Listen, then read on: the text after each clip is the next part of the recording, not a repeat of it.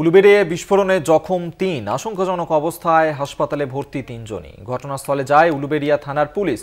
বাড়িতে বোমা বাঁধার সময়ই বিস্ফোরণ ঘটে বলে অভিযোগ।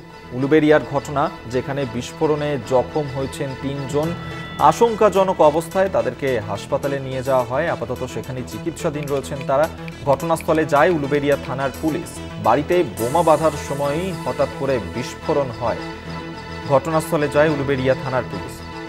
রূপম দাস আমাদের সঙ্গে টেলিফোনে রয়েছেন প্রতিনিধি, আরো বিস্তারিত জানবো। রূপম, ঠিক কি ঘটনা ঘটেছে, এখনো পর্যন্ত পুলিশের কি প্রাথমিক অনুমান?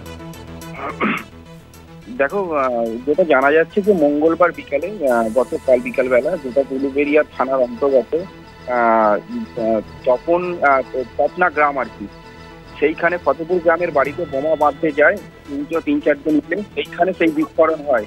সেই বিস্ফোরণে ওই বাড়ির 3 জন কিন্তু জখম এই মুহূর্তে। তাদেরকে কিন্তু গ্রামীণ হসপিটালে ভর্তি করা হয়েছে, তারা চিকিৎসাধীন চলছে আপাতত।